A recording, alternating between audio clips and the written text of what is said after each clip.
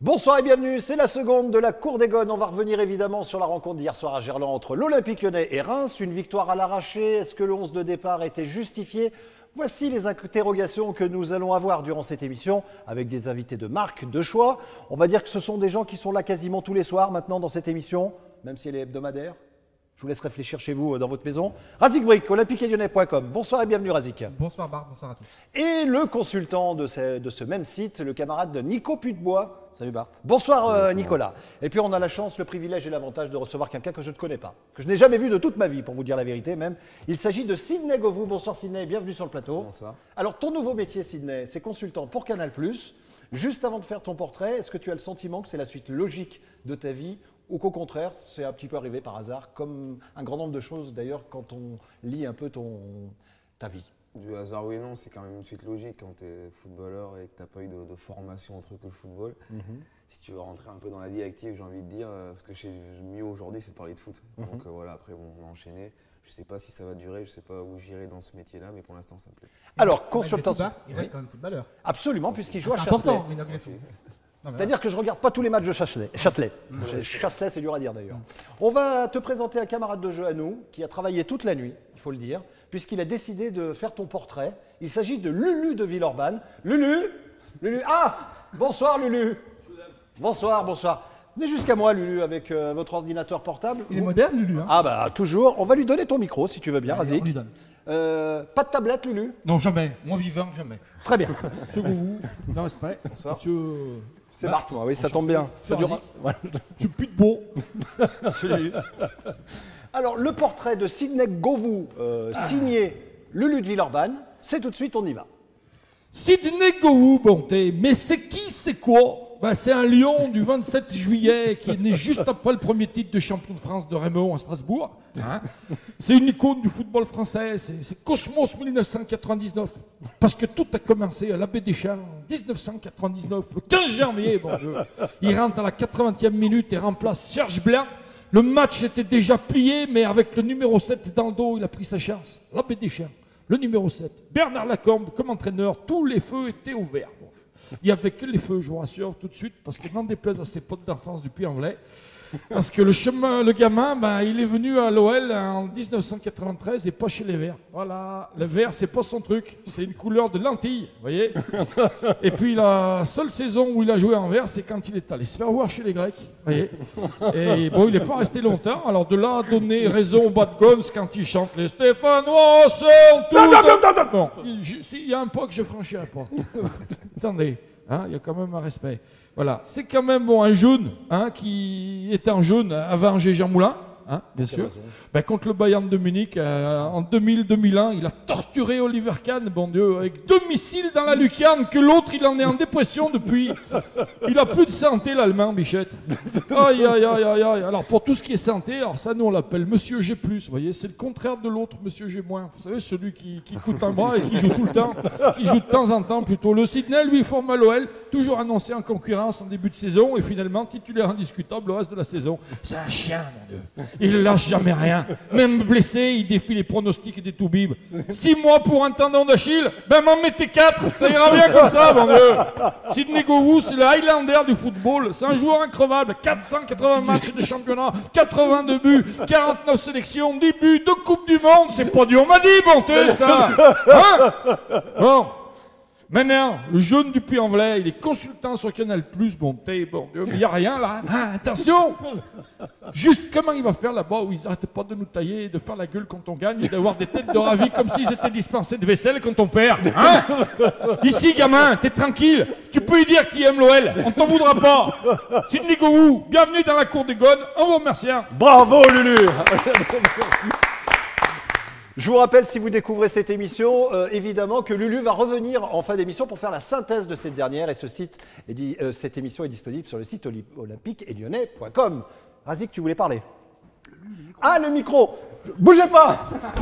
Le micro. C'est l'émission à ta mère. Eh ben voilà. Personne n'est dopé là. On est dans notre Ça démarre normal. bien l'émission ce soir.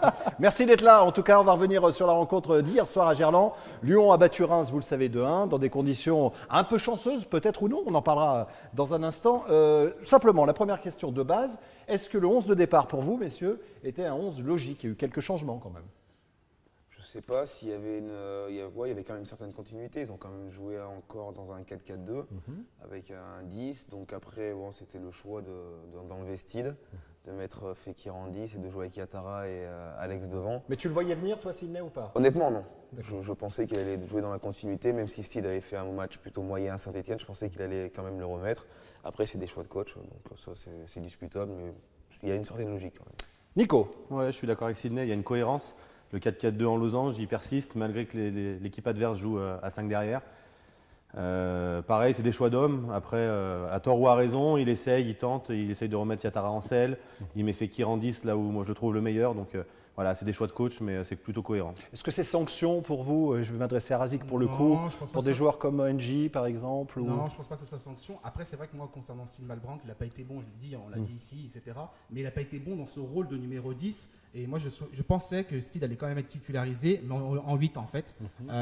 Et concernant Yatara, je trouve qu'après, on pourra en discuter. Mais c'est pas lui rendre de service de l'avoir titularisé lors de ce type de match pour moi, en tout cas. Est-ce qu'à un moment, il ne faut pas faire jouer à des moments clés des joueurs comme Yatara? Je vais prendre un peu le contre-pied de ce que vient de dire Razik, mais est-ce que ce n'est pas une chance en définitive pour un joueur comme ça? Après, c'est compliqué. Le 4-4-2 de ce système-là est assez complexe. Il faut avoir deux attaquants qui sont relativement mobiles. Et je pense que Yatara, c'est vraiment un joueur d'axe. Il a du mal à se déplacer. Et on l'a vu hier, quand les attaquants ne font pas les appels derrière les défenses, ça reste une possession qui est assez stérile. Et c'est ce qui s'est passé hier. Alors peut-être qu'il n'a pas été utilisé de la meilleure des façons. Après, je vous dis, moi je ne sais pas, on n'est pas là à l'entraînement, on ne sait pas ce qui se passe, comment il travaille. Peut-être qu'il avait donné satisfaction depuis un certain temps et qu'il voulait le remettre. Ça, on peut en discuter tout le temps, mais ouais, je pense que c'est pas un joueur qui, moi, dans ce 4-4-2, me plaît énormément. Ouais, c'est ça. Surtout après un derby perdu comme ça, il fallait relancer la machine à domicile. Ça faisait depuis le 24 août, je crois, dernier, qu'il n'avait pas été titularisé en Ligue 1. Voilà, moi, je trouve que c'est compliqué de lancer ce type de joueur à ce poste-là après un derby perdu comme ça, Geoffroy Guichard. Mais fallait-il laisser dans ce cas-là NJ qui n'a pas donné satisfaction lors du derby? Alors moi, je suis désolé, le débat, je vais lancer tout de suite, mais c'est même pas NJ. Pour moi, c'était Yacine Benzia qui devait débuter ce match. Pourquoi? Parce que j'estime que Yacine Benzia, lorsqu'on regarde NJ et Yatara, ils ont eu leur chance et n'ont pas donné la plénitude de leur talent. Ils n'ont pas prouvé qu'ils pouvaient, à ce stade-là pour l'instant, c'est pas fini, Pas bien tout à fait sûr. d'accord avec Yatara. NJ, je suis d'accord avec toi sur le fait qu'il a eu sa chance. Yatara, là, il le remet. Pour moi, il y a un manque de rythme. Je trouve qu'il a de la volonté, il essaye, il défend bien. Je trouve qu'il met beaucoup C'est pas d'efforts. suffisant, Nico. Je suis bien d'accord qu'il faut volonté. marquer. Je suis bien d'accord qu'il faut marquer des buts. Pour le coup, je suis d'accord avec toi sur le fait que la rentrée de Benzia est très intéressante. Pour moi, il a été bon. Mais après, je ne suis pas d'accord sur le fait qu'il faut privilégier tout de suite Benzia par rapport à Yatara. Les deux sont en manque de temps de jeu et les deux, on ne les a pas vus. Il n'a pas eu sa chance. Les deux, Yacine on les Benzia a n'a pas pas eu vus. sa chance. Et je trouve que j'aimerais bien voir Yacine Benzia à suis Evian pas- associé à D'accord. Alexandre Lacazette. Par rapport à sa rentrée, je suis d'accord par rapport à oui. Evian. Mais sur ce Parce match-là, que- je ne suis pas d'accord avec toi, Razi. Pour l'instant, depuis le début de saison, Momo Yatara et NJ ont Bah eu non, leur parce que chance. tu dis Et ils n'ont pas. Tu et dis ils que n'ont depuis pas- le 24 août, il n'a pas joué. Oui, mais il a quand même eu ça. Donc c'est que quelque part, tu Oui, vois ce que je veux justement, dire. il a joué, il n'a pas été bon, donc il Mais a. elle est il a bien fait- cette émission, Non, dis-moi. non, mais Après, voilà. mais c'est ça qui est intéressant. Mais je Évidemment. trouve, enfin moi, ça Que Benzia soit titulaire contre Evian, pour moi, ce serait normal. Par rapport à sa rentrée. On va demander à notre invité de trancher. Et si tu devais Je vais pencher laisser. d'un côté ou d'un autre, tu irais vers où? Moi, Steven je ne juge pas le joueur même, en fait, je juge l'utilisation du joueur. Je pense que dans ce 4-4-2, Benzia est plus mobile que Yatara, donc il a pour moi plus sa place en tant que deuxième attaquant. Il va plus te rendre de service. Je pense que pour l'équipe, oui, il est beaucoup plus mobile, il arrive plus à se déplacer, il peut faire les appels sur le côté, alors qu'Yatara, on sent que c'est beaucoup plus compliqué, que c'est beaucoup moins naturel. Moi, après, la qualité de l'un de l'autre, est-ce qu'il mérite mieux depuis le début de saison? Ça, bon, je dis souvent, c'est un coach qui doit trancher, il tranchera. Mais moi, je Justement, juge encore une Nico. fois, par rapport à l'adversaire et par rapport à Reims, la disposition tactique de Reims, pour moi, le 4-4-2 en losange n'est pas justifié. Ce n'est pas la meilleure tactique à opposer à ce Alors ce schéma tactique-là. justement, on va faire une parenthèse. Est-ce que Lyon n'est pas devenu prisonnier du losange? Parce Si. qu'il faut quand même Complètement. reconnaître, oui, mais enfin, faut quand même reconnaître aussi que ça se passe bien. ça. Ça s'est très très bien passé pendant 2 mois. Ouais, Donc, avec au bout d'un avec moment, on Gourcuff, perdait plus. Avec Gourcuff. Pas spécial. Style a fait des bons matchs aussi. Avec Style, oui, bien sûr. Mais Style Style en relayeur et Gourcuff en numéro 10, ça fonctionnait très bien. Avec Fekir en numéro 10, ça fonctionnait très bien aussi. Mais pour le coup, là, ça fait 3-4 matchs qu'on est moins bien, qu'on arrive moins à développer, parce qu'on arrive moins à faire du jeu. C'est les joueurs qui font l'animation offensive de ce losange-là. Et aujourd'hui, les équipes à 5 derrière savent mieux nous prendre. À chaque fois que l'équipe en face joue à 5 derrière, on n'arrive plus à développer notre football. Eh ben ça tombe très bien. Est-ce que pour contrer l'OL, battre l'OL, tenir en échec l'OL, il faut jouer à 5 derrière? Je sais pas, on voit, les chiffres sont là, on voit que quand ils ont une équipe, C'est un constat. derrière, C'est un constat. on constate que c'est plus compliqué. Mais moi, je vais aller plus loin. J'ai l'impression que c'est surtout, à mon avis, une certaine usure. Parce que dans le 4-4-2 comme ça, les attaquants, ça demande beaucoup d'efforts. Ils doivent faire énormément d'efforts. Alors quand ils sont récompensés, quand ils marquent un but, on récupère mieux. Le lendemain, on arrive mieux à faire les efforts la semaine d'après. Et quand ça se passe un peu moins bien, hier, on a senti Lacazette moins à son aise et relativement nerveux à certains moments. Quand il ne recevait pas le ballon ou quand il n'arrivait pas à enchaîner les dribbles. Et je pense que mentalement, il y a une usure. Et c'est pas évident. Alors, ça tombe très bien, c'est une des interrogations. Est-ce que l'OL est touché psychologiquement? Moi, Parce que c'est un marronnier, ça, je Je suis l'entends d'accord un partout. peu avec Sidney, j'ai vu quelques attitudes qui m'ont un peu interpellé. Des gestes de bras, des gestes de mécontentement qu'on n'avait Ça pas en dit l'habitude long, de voir. ça, hein. Exactement. Paul Le Guen, à notre époque, avait l'habitude de dire que ces gestes-là, il fallait les garder pour le vestiaire, on règle ça dans le vestiaire, mais il ne faut pas montrer, pas donner d'indication à l'adversaire. Et pour le coup, hier, j'ai trouvé l'OL un peu nerveux. Alors c'est sûr que la défaite psychologiquement contre Saint-Etienne a Ça laissé aide des pas. traces, c'est sûr. La victoire d'hier va aider à nettoyer les cervelles et à continuer d'avancer. Mais voilà, ce genre de gestes, il faut les gommer, il ne faut pas qu'on les voie. Oui, mais c'était pas évident pour lui parce que. Mais t'aimes pas que, Non, mais pas que- t'aimes non, pas pas que que la Courtois Casette, Sinet, hein. les Moi, que la joueurs qui Casette, font des je grands je gestes, tout ça, déteste, tu je trouve détestes que c'est ça. pas normal. Pas parce que la casette. Le Oui, joueur oui, qui bien fait un sûr. jet, donc Il y a pas que directement, eh ben, il montre son coéquipier qu'il n'a pas donné le ballon du doigt et les gens autour voient ça. Donc Tout le monde. Tout le monde le voit, c'est pas bien. Mais maintenant, il y a une chose qui m'a choqué, moi, c'est après le match contre Saint-Etienne. J'ai regardé un peu les conférences de presse quand Lacazette y était et qu'on puisse lui reprocher de ne pas avoir marqué ou de ne pas avoir été bon contre Saint-Etienne, je trouve ça gros. Parce que pour moi, depuis le début de saison, il maintient un niveau Bien sûr, exceptionnel et il maintient Je suis l'attaque d'accord. de l'OL à un certain niveau. Je suis d'accord. Il peut passer à travers de temps en On temps. a un peu la mémoire courte, en effet. Et moi, je pense que voilà, j'ai entendu dire oui, Lacazette, il a pas, ouais, c'est pas normal. Non, il a raté son match. L'équipe entière a raté son match. Et je pense que c'est peut-être ça qui l'a touché, d'où un peu son énervement, son irritation sur ce match contre Reims. Alors- je suis d'accord. J'allais dire pour une fois. Non, parce qu'en fait, Razik, c'est le casse-couille. Exactement, ce journaliste, non seulement je suis casse-couille, mais c'est vrai que j'imagine, comme c'est un ancien joueur, ça lui parle, et c'est vrai qu'il a raison. Ça veut dire que souvent, en tant que joueur, j'imagine, à la place d'Alexandre Lacazette, franchement, il joue le jeu, il est investi, il se donne à fond, mais quasiment meilleur buteur, donc deuxième meilleur buteur parce que son but a été retiré finalement par la LFP. Ça aussi, c'est un peu C'est-à-dire que curieux. c'est intéressant. Est-ce que tu trouves ça injuste ou pas, toi? On va rappeler les faits quand même. Hein. On lui a accordé le but hier soir Hier et soir. la LFP a décidé C'est de. le gardien qui a marqué contre son camp. Bon, après, ça, je comprends rien, je sais pas pourquoi. Après, non, je sais pas Mais si pour toi, c'est quand même ils doivent injuste, avoir un cri. Mais est-ce que c'est un injuste C'est quand injuste t'as ou pas, un joueur comme ça, un attaquant frappe Après, fort devant la il faut être cage, honnête, il faut jouer l'intention. Et quand on voit, Voilà. il veut frapper fort devant le but. je pense qu'il veut centrer. C'est l'intention. s'entretient Ouais, mais dévié. sur la trajectoire du ballon, moi qui suis gardien, c'est l'erreur du gardien qui fait marquer fait le but. marquer, ouais. Mais la trajectoire du ballon va en direction du but. Donc, Centre-tir dévié, on joue oui, sur les mots. Mais est-ce Mais que ce que c'est je veux dire, cadré c'est ou que pas pour c'est vous cadré. Non, c'est Bah, pas moi, cadré. non, Non, c'est c'est pas pas cadré. Non, C'est c'est pas pas cadré. cadré. Objectivement, c'est pas cadré. C'est pour ça que Bah, je vous Nico est pas d'accord. Hein. moi, je pense qu'il faut l'accorder à la casette parce que le gardien fait une erreur technique, mais le ballon va en direction du but. Non, mais moi, je pense qu'il faut l'accorder aux joueurs aussi, même si c'est pas cadré, c'est pas grave. Il a Ouais, mis le même si c'est danger pas dans. intentionnel. Maintenant, ils doivent avoir des critères pour en juger. Allez, Ceux pour- qui jugent sont sont Pour terminer sur le côté tactique des choses, est-ce qu'on peut imaginer que le losange va disparaître? Non. Je Non. pense pas, Je non. pense qu'ils ont trop de certitudes avec ce losange, même si c'est mal passé pendant 2 matchs. Je vois mal changer. Et aussi pour une Donc raison. dimanche pour vous, système en losange. Ah oui, pour une raison très simple aussi, ils ont peut-être pas aussi les joueurs pour animer autrement. C'est ce que disait. surtout ça. Ouais, c'est intéressant Je ce pense qu'il que dit. c'est ça. C'est ce que dit Hubert Fournier. Il Je dit pense que clairement, c'est il ça. On dit ne j'ai sait pas les faire joueurs. autrement. Non. Pour l'instant, non. Il dit j'ai les joueurs, voilà, les joueurs qui sont disponibles en ce moment. Je ne peux pas faire autrement. pense Sinon, que vous oui. imaginez Alors- bien que j'aurais fait autrement. J'aurais proposé autre chose. Par contre, où je rejoins Nico, c'est les hommes. C'est toujours pareil en fait. C'est-à-dire que le système, ça veut tout dire et rien dire, un système de jeu. Ça C'est dépend qui tu l'animation. places. Steve Malbranck, l'animation. c'est l'animation. Steve Malbranck, tu le mets en Ouais, 8, mais- tu le mets en 10, tu t'associes qui, tu mets Benzia ou tu mets Diatara, c'est pas la même Oui, chose. mais c'est cette pas la même animation, ils peuvent l'avoir en changeant de système s'ils ont des joueurs qui ont relativement d'expérience. Et là, c'est pas forcément le cas. Exactement. Alors moi, je suis d'accord, c'est les joueurs qui animent la chose. Ouais. Mais avec des joueurs qui sont moins expérimentés, il vaut mieux Ça se ressent. d'entrée de jeu les mettre dans un système qu'ils connaissent où ils se sentent plus à Alors moi, l'aise. je me pose la question. Il y a des énigmes. Gaël Danic, qui est un pur ailier et qui joue jamais. Ah, ça, Il y a pour le coup, NG c'est qui vraiment va, un joueur de il y a couloir. NG qui va très vite, qui pourrait prendre le couloir et qui joue dans l'axe à 2 attaquants. Oui, mais Enfin, NG il court, mais Il derrière. pourrait c'est vrai que techniquement, il a des lacunes. Voilà. Mais ce que je veux dire, c'est que NJ en 1 contre 1, il passe jamais. C'est ça. ce que je veux dire, c'est que voilà, on aurait la possibilité de faire autrement. Après, est-ce qu'on se donne vraiment les moyens Moi, de je suis jouer pas sûr, hein. dans un autre schéma technique, un autre schéma tactique que le 4-4-2? Allez, le mot de la fin, Sidney, t'es pas convaincu de ça? Non, je pense qu'autrement, actuellement, non, ils ont des certitudes dans ce système-là. Au début de saison, on a vu, ils ont tâtonné, ils ont essayé et ça marchait pas. Au bout d'un moment, quand tu arrives à trouver un système qui te va, tu fonces dedans. Après, si tu as relativement d'expérience, tu peux te permettre de changer de temps en temps. Mais aujourd'hui, changer, pour moi, ce serait une erreur parce qu'en 4-3-3 ou comme vous voulez, en 4-4-2, trapé, je sais pas comment on dit les choses, autant que vous voulez.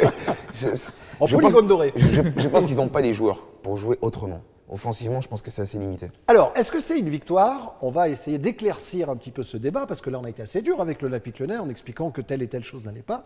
Est-ce qu'au final, cette victoire, elle n'est pas rassurante? Je m'explique.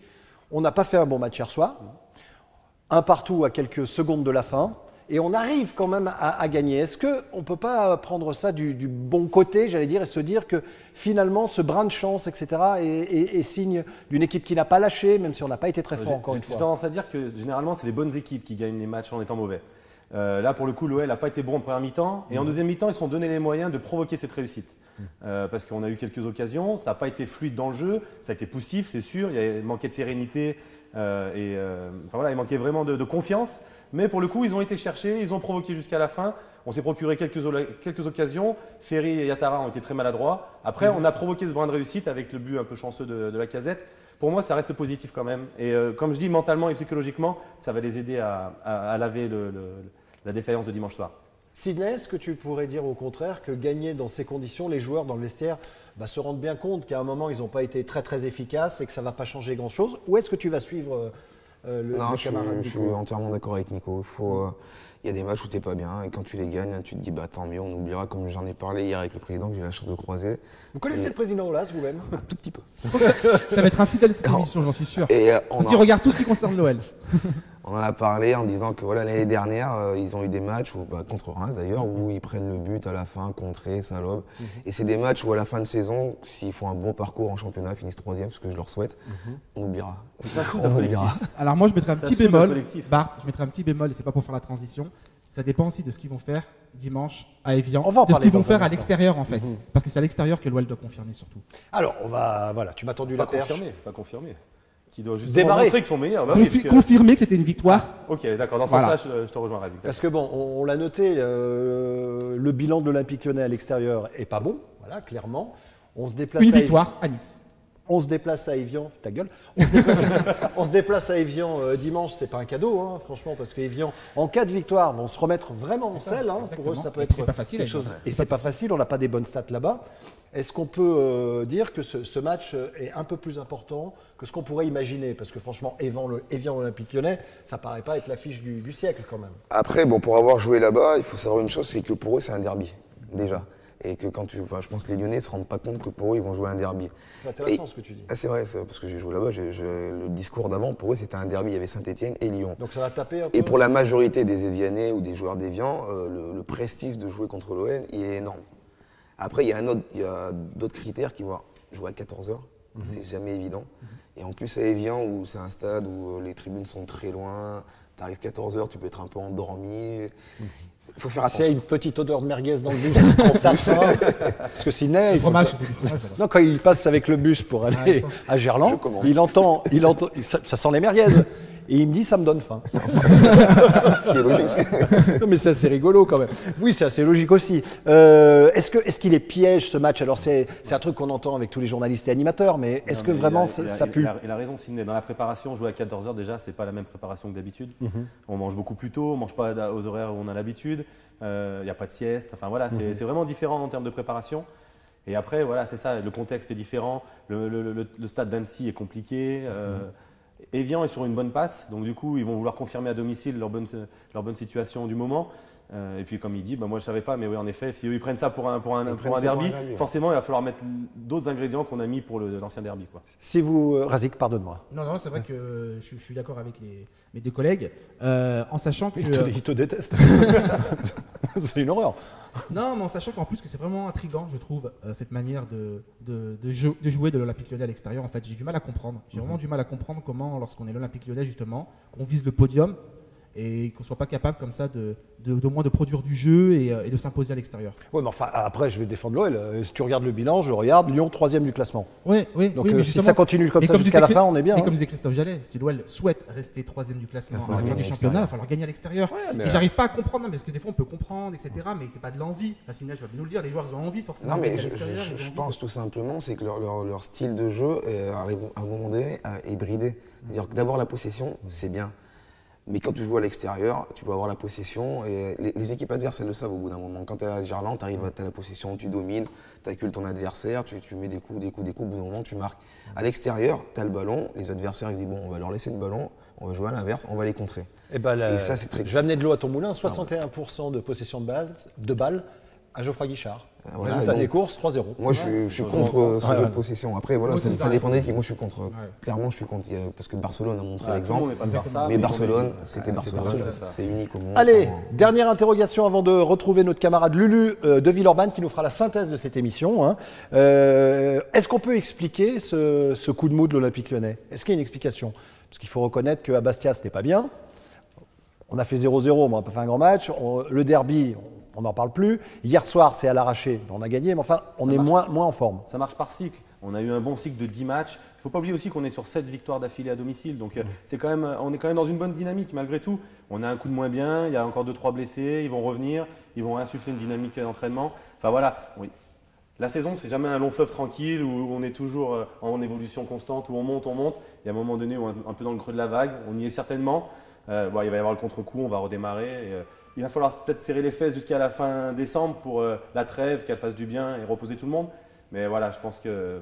Tu trouves ça logique finalement? Dans une saison, c'est normal. C'est comme ça. Surtout si on fait la genèse de la saison de l'Olympique Lyonnais. L'OL a eu du mal au mois d'août. Forcément, il fallait faire rattraper son retard. Ce qui a été fait. Voilà, donc ça bouffe beaucoup d'énergie, faire son retard, etc. Donc d'un point de vue psychologique, il ne faut pas aussi oublier les absences. Donc par la force des choses, c'est logique quelque part que l'OL a ce petit coup de mou. Mais il va falloir vite le régler pour, encore une fois, atteindre les objectifs de... On est 3e quand même. En fin de saison. Il n'y a pas péril dans la demeure. Mais c'est vrai qu'il faut régler ce problème à l'extérieur qui va devenir problématique si on gagne plus à Gerland. C'est plus l'inquiétude, elle est plus au niveau du jeu et de ce que proposent ces Lyonnais qu'au niveau du classement, effectivement. Sidney? Après, il faut voir aussi l'enchaînement des 3 matchs. Tu jouais à Bastia, Bastia était vraiment une position délicate avec 22 points, donc c'était assez compliqué. Bon, le derby, qui pour moi était perdu dans les têtes. C'est un match à part. Sur le terrain, on met ça à part. Après, il y a le match de Reims, voilà, ça pose un peu plus problème parce qu'on s'attendait à une meilleure, au niveau du football, à un meilleur Olympique Lyonnais. Donc, ton inquiétude sur les 3 derniers matchs, c'est plus Reims? Moi, c'est plus Reims. Après, bon, Bastia, le derby, je pense qu'on peut analyser correctement les choses. Il y a des raisons. Moi, Reims, ça me chagrine un peu plus. Surtout qu'on a marqué tôt, on aurait pu contrôler le match. Ça aurait pu leur donner confiance. C'est le scénario justement. parfait, on marque au bout de 6 minutes. T'es chez toi à la maison, Tu remets les pendules à l'heure, après le derby, tu mènes chez toi 1-0, tu dois faire le rouleau compresseur et malheureusement, tu leur laisses le ballon, tu perds confiance, tu gardes cette fébrilité. Et t'avances plus. Surtout que le but a été inscrit par Corentin Tolisso, l'histoire est belle. Corentin Tolisso qui pleure par rapport au derby perdu, qui marque, normalement, d'un point de vue psychologique, voilà, ça transcende tout le monde et c'est parti. Tu joues à Gerland et tu dois enchaîner. Mais justement, après, au niveau émotionnel, on a vu que les jeunes joueurs, il a 20 ans, c'est compliqué de gérer ses émotions et on le voit parce qu'après, il a été gagné par l'émotion après son but. Et on voit, il est encore un peu fébrile, il est encore pas très serein parce qu'il y a plein de choses qui se passent dans sa tête parce qu'il ne tourne pas la page, il passe pas à autre chose. Et il reste dans son émotion plutôt que d'être dans l'action. Le mot de la fin, vous le savez, c'est Lulu de Villeurbanne qui va l'avoir, puisque ce dernier va venir nous rejoindre pour nous dire un petit peu ce qu'il a pensé de cette émission via la synthèse de Lulu de Villeurbanne qui va arriver. Ah bah, vous voilà déjà, monsieur. Bien sûr. Ah bah, regardez, vous partez pas avec le micro cette fois? Oui, en même temps, oui, c'est ce que c'est aussi. Hein, voilà. Alors, vous avez pensé quoi de l'émission, Lulu? Moi, j'ai bien aimé. Moi, j'ai vu des trucs intéressants. Moi, il y a le jaune là, que j'ai vu à la télé assez souvent, formidable. C'est un peu, donc, voilà, monsieur Coupe du Monde. On parle de l'émission là un peu? Oui, allez, on dit. Alors, donc, parce qu'en fait, vous avez dit des trucs intéressants. Donc, 4-4-2 en losange, bien sûr. Yattara, il a une chance dans le 4-4-2. Yattara, c'est un joueur d'axe. Yattara, Engie, Benzia, il n'y a pas eu sa chance. Benzia, plus mobile. Voilà, donc ça c'était vraiment, bon, si ma femme elle tombe dessus, elle dort. Déjà, voilà. Bon, après il y a bien entendu Lyon, prisonnier du losange. Voilà, bon, moi je serais prisonnier d'une autre figure géométrique. On continue. Oh, alors, on a peut-être sur le losange dépendance. Oui, hein, oui c'est ça. Il y a toujours les histoires C'est de. un petit accent, non? Vous trouvez? Ouais, Moi je trouve que c'est vous plutôt. Non? Ah, peut-être, allez-y. Oui, Quand il se vous passe, avez un pardonnez-moi. truc, c'est pointu Ah, quand ouais, même. ouais, Hein, je sais. c'est prononcé, nom de Dieu. Vous êtes allez. sûr? Oula, oui. Alors on continue. Donc après, moi j'ai entendu que, en fait, la semaine dernière, on avait vu que si on tabassait l'OL, hein, bien sûr, on gagnait. Hein. Alors maintenant, vous êtes en train d'expliquer que pour contrer l'OL, il faut jouer à 5 derrière. Qu'est-ce que vous nous faites là, les gars? Vous êtes en train de donner des tuyaux à toute la France, hein? Oh, allez. Donc, moi j'ai bien aimé une expression de ce pute beau. Oui. Hein, ça c'est un nom, moi j'y crains pas, c'est pute beau. Mon Dieu. Alors, pute beau, à Lyon, il faut déjà quand même s'appeler pute beau, c'est. Hein, On fait ce qu'on peut. mais non, mais oui, bien sûr. Mais attends, bien sûr. On va pas non plus. Oui, j'ai entendu nettoyer les cervelles. Mon Dieu. C'est le boucher de. Le boucher de. Hein, Ah, il travaille au hall. Voilà, c'est ça. Discrétion. Donc, bien entendu, attention, le gars, il ne faut pas dire. Oh, dis donc, il faut dire quand le mec il fait pas la bonne passe, tu fais discrètement. Tu fais dire. Attention, oh. Attention. Oh, non, prochaine fois, tu fais dans les pieds. Parce qu'il n'aime pas, le monsieur Goubou. Attention. Donc la Casette, il a quand même le droit de rater son match, hein, mais bon, ça c'est. Le problème, c'est qu'ils ont mis 11 à faire comme lui. Alors après, il y a Placide, bien sûr, le gardien de Reims. Hein, bien sûr, Placide, il s'appelle Placide. Bon, à l'époque, vous savez, dans Pif Gadget, il y avait Placide et Museau. Oui, c'est vrai. Bon Dieu, se mettre un but tout seul quand on est gardien, mais quel con. Voilà. Bon, allez, c'est pas grave. Alors après, j'ai vu, on a entendu le losange, le 4-4-2, le 4-3-3, tout ça, les machins. On sent que vous avez eu un bac S, vous, quand même. C'est toute la base de mathématiques, hein, mon Dieu, nom de Dieu. Bon. Alors, NJ, en 1 contre 1, il passe jamais. Il faudra peut-être lui dire d'aller dribbler 4 joueurs d'un coup. C'est peut-être la solution. Hein. Il y a Evian, donc un derby de prestige de jouer contre l'autre. Il y a Kevian qui sait que c'est un derby. C'est ça, Kevian. Mais non, un derby, on veut un derby, on veut un derby, on veut. Voilà. C'est des mecs comme ça, ils veulent des derbys parce qu'ils en ont pas. Bon, là, des petits coups de mou. J'ai bien aimé aussi Péril dans la demeure de Monsieur Putbeau. Ça, c'est Péril. Moi, j'aime vous. Attention, vous êtes un peu le littéraire de. Voilà. Et puis après, bon, bien entendu, c'est l'inquiétude, c'est plus Reims. Moi, ça me va toujours pareil. Moi, je vais vous dire un truc. Moi, ce qui m'inquiète, c'est, personnellement, c'est quand je mets ma Reims. Oh, mon Dieu. Allez, remettez, au revoir, merci. Je vous rends le... Applaudissements, s'il vous plaît, pour Lulu de Villeurbanne. Merci beaucoup, messieurs, d'avoir assisté à cette émission. On se retrouve lundi soir, pareil, sur le site olympiqueetlyonnais.com pour revenir sur la rencontre entre Evian et l'Olympique Lyonnais. Merci, camarade Nico. Merci, Bart. Merci, Razik. Merci. Toi, je te dis rien. Toi, t'es à la maison ici. Tu reviens quand tu veux. Bon match de Coupe de France à Ah, Chasselet. Chasselet. Il joue contre qui? Et T'as vu comme Jurassic. je te mets dans la merde, hein, je suis un salaud. Hein. Allez, on se retrouve lundi prochain. On voulait, via Razik, vous remercier parce que vous avez été très très nombreux sur les réseaux sociaux à réagir et on a dépassé tout ce qu'on espérait en termes de vues également pour la première. Continuez à parler de cette émission, continuez à regarder, faites-nous de la pub, c'est nous qui récupérerons l'argent. Ça se passe toujours comme ça. Merci Razik. Merci à merci tous. messieurs, Merci merci à vous. tout le monde. Ciao ciao. On se donne donc rendez-vous lundi soir et n'oubliez jamais, hein, formidable raison d'être heureux l'Olympique Lyonnais. Ciao les gones.